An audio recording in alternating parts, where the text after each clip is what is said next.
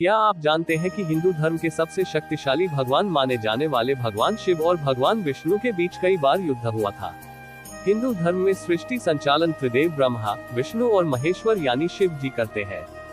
ब्रह्मा ने सृष्टि की रचना की है, भगवान विष्णु सृष्टि का पालन करते हैं तथा भगवान शिव सृष्टि की नकारात्मकता के विनाशक है। लेकिन कई बार ऐसी परिस्थितियां पैदा हुई जिनके कारण भगवान विष्णु और भगवान शिव के बीच युद्ध हुआ। देवी सती की मृत्यु के पश्चात भगवान शिव इतने आहत हुए कि उन्होंने संसार से अपना सारा मोह त्याग दिया और अनासक्त होकर रहने लगे। कई वर्षों तक भगवान शिव देवी सती के वियोग में इधर उधर बेसुध होकर भटकते रहे। यहाँ तक कि भगवान शिव को त्रिदेव के रूप में अपने कर्तव्यों का भी बोध नहीं रहा था।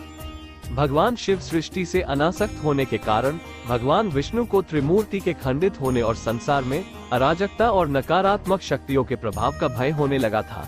उन्होंने कई बार शिव को संसार के प्रति आसक्त बनाने का प्रयास किया, लेकिन जब भी विष्णु भगवान शिव को संसार के प्रति जागृत करने तथा उनकी अनासक्ति को दूर करने का प्रयास करते हैं, भगवान शिव क्रोधित होकर उन्हें वहां से चले जाने के लिए कहते हैं और यह कहते थे कि सती की मृत्यु के लिए वे दोनों भी जिम्मेदार हैं।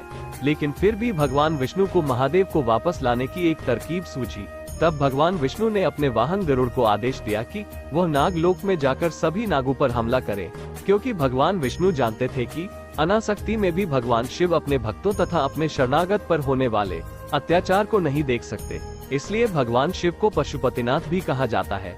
जब गरुड़ ने नागलोक पर हमला किया तो सभी नाग महादेव से सहायता मांगने लगे और महादेव की शरण में आ गए।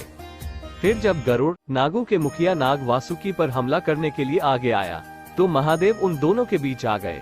भगवान शिव ने गरुड़ पर क्रोधित होते हुए चेतावनी दी कि वो जो भी कर रहा है वो अन्याय है। इस पर गरुड़ कहता है कि स्वयं भगवान विष्णु ने उन्हें नागों पर हमला करने का आदेश दिया है, तो वह भगवान विष्णु के आदेश का पालन अवश्य करेगा। गरुड़ की यह बात सुनकर भगवान शिव को अत्यंत क्रोध आ गया। जैसे ही शिव ने गरुड़ को दंड देना चाहा तो गरुड़ ने अपनी रक्षा के लिए भगवान विष्णु का आह्वान किया। गरुड़ की पुकार सुनकर विष्णु जी वहां पर आ जाते हैं।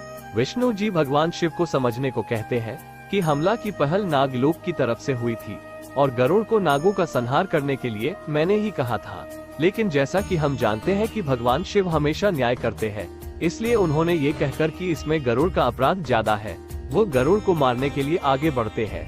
तब भगवान विष्णु अपने भक्त गरुड़ की रक्षा करने के लिए महादेव के सामने आ जाते हैं। तब भगवान विष्णु और भगवान शिव के बीच महायुद्ध शुरू हो जाता है।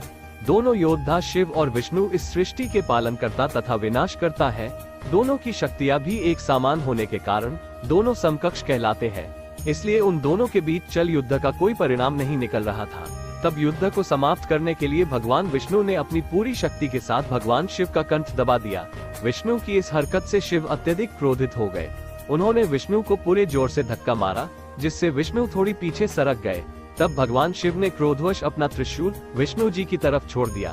त्रिशूल बहुत वेग से विष्णु जी के वक्ष पर जाकर लगा।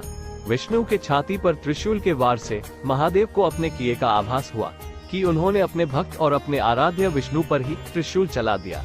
ये बोध होने पर महादेव की आंखों में आंसू आ जाते हैं और वे तुरंत ही नारायण को त्रिशूल से मुक्त करते हैं।